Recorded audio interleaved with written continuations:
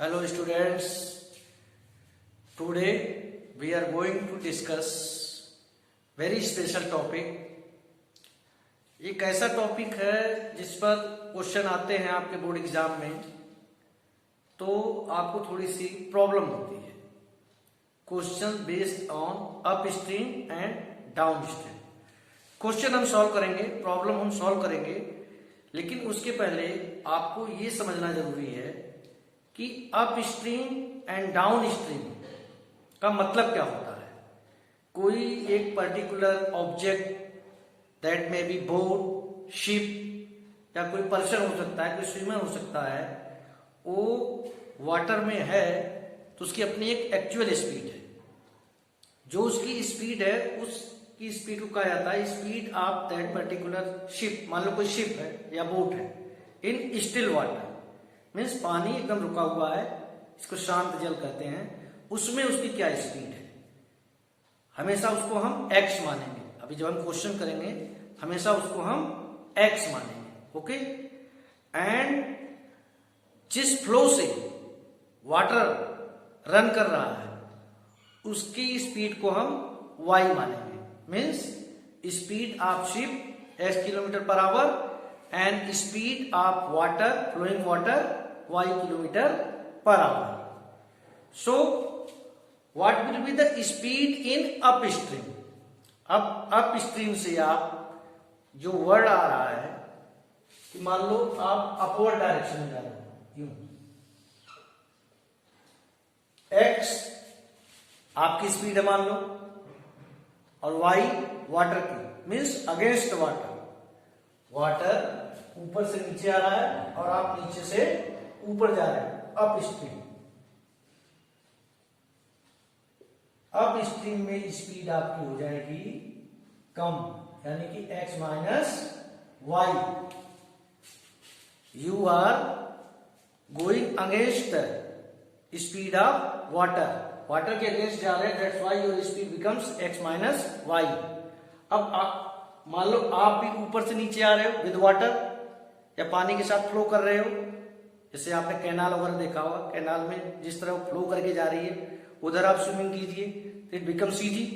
But if you swim against the speed of water, flow of water, then your speed decreases. तो जब उसके साथ चलेंगे, water के साथ चलेंगे, तब आपका डाउन स्ट्रीम.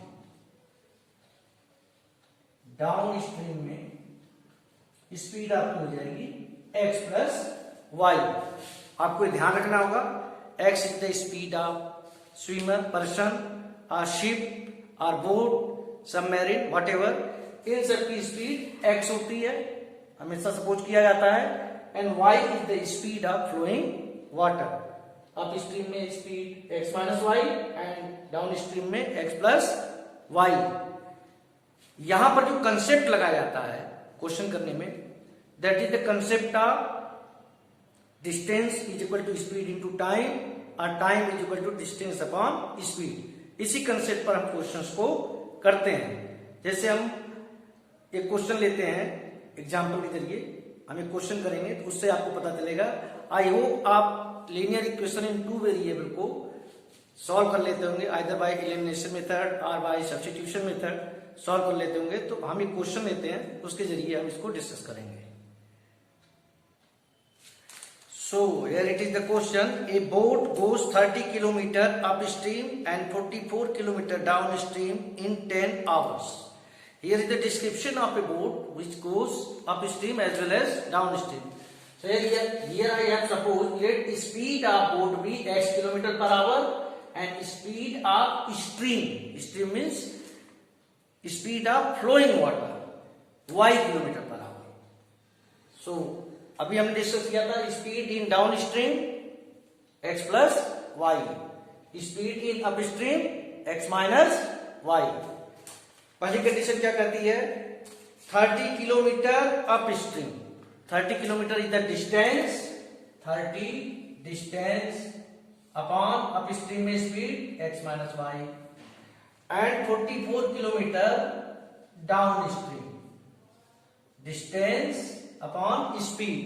मैं यहां पर डिस्टेंस अपॉन स्पीड ही क्यों कर रहा हूं, क्योंकि दिया हुआ कि boat goes 30 kilometre up stream and 44 kilometre down stream in 10 hours. 10 hours में ये 30 kilometre up stream and 44 kilometre down stream जाती है।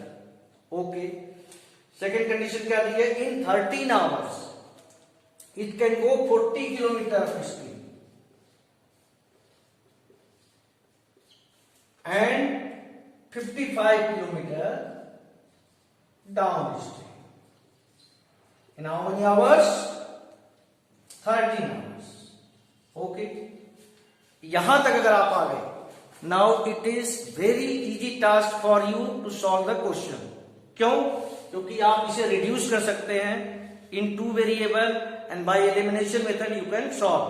The biggest thing is how will you find out these two equations. Up stream में इतना kilometre, down stream इतना kilometre, दोनों का time, ये टाइम है, डिस्टेंस अपॉन स्पीड क्या होता है? टाइम। t1 प्लस t2 दोनों टाइम मिला के कितने हैं? 10 आवर्स। ओके, सेकंड कंडीशन में 40 किलोमीटर अप स्ट्रीम में जाता है, 55 किलोमीटर डाउन स्ट्रीम में जाता है, टोटल टाइम 30। ओके, अब let 1 upon x minus y is equal to u and 1 upon x plus y is equal to v. Okay, अब ये इक्वेशन आपकी क्या हो जाएगी? ये वाली 30u plus 44v is equal to 10. Similarly here 40u plus 55v is equal to 30. अब आप इसे फर्स्ट, सेकेंड, थर्ड, फोर्थ, अब आप u और v आ गया है, इसे आप एलिमिनेट कर सकते हैं। तो multiplying equation third by 4 and fourth by 3, हम u को इक्वलाइज करना चाहते हैं एलिमिनेशन मेथड से सॉल्व करने के लिए। मल्टीप्लाई करते हैं, क्या आएगा? 120u plus 176v is equal to 40। 3 का मल्टीप्लाई इसमें करते हैं, 120u plus 165v is equal to 39। Sign change करते हैं, minus minus minus, cancel out. यहां क्या बचेगा आपका? 11v is equal to 1, v is equal to 1 upon 11। अब u की वैल्यू पता करने के लिए ये v की value either in third equation और इन फोर्थ इक्वेशन, आपकी चॉइस है। तो चलिए थर्ड इक्वेशन में रखते हैं v की वैल्यू को। 30u प्लस 44, v की वैल्यू क्या आई है? 1 upon 11 is equal to 10। 30u plus 4 is equal to 10। 30u is equal to 10 minus 4 is equal to 6. u is equal to 6 upon 30. 1 upon 5. You have got the value of u and v, but you are not solving this question to find out the value of u and v. You are solving this question to find out the value of x and y. Task has been almost completed. u 1 upon 5 आया है, u 1 upon 5 means u क्या आपने suppose किया है? 1 upon x minus y is equal to 1 upon 5। तो क्या आ जाएगा इससे? x minus y is equal to 5। ये आपका फिफ्थ इक्वेशन है। एंड अगेन v क्या आता है आपका? 1 upon 11। v क्या सपोज किया आपने? 1 upon x plus y, v is equal to 1 upon 11 आया है पहले से, इसको आपने माना है 1 upon x plus y is equal to 1 upon 11। Cross multiply कीजिए, x plus y is equal to 11। ये आपका सिक्स्थ इक्वेशन है। अब इन दोनों इक्वेशन को आप बड़े इजीली सॉल्व कर सकते हैं। x minus y is equal to 5, x plus y is equal to 11। देखिए कैसे?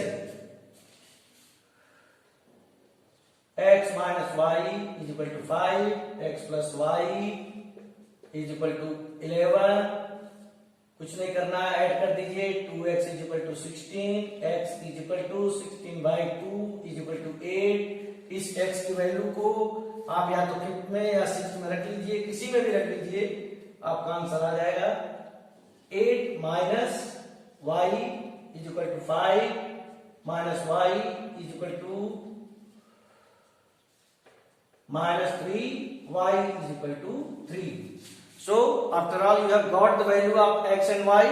So answer will be speed of boat 8 kilometer per hour. 8 kilometer per hour. Unit लगाना आप लोग भूल जाते हैं, नहीं भूलिएगा. And speed of stream flowing water जिसे कहते हैं 3 किलोमीटर पर आवर. इस पूरे क्वेश्चन में सिर्फ 2 कंसेप्ट काम कर रहे हैं.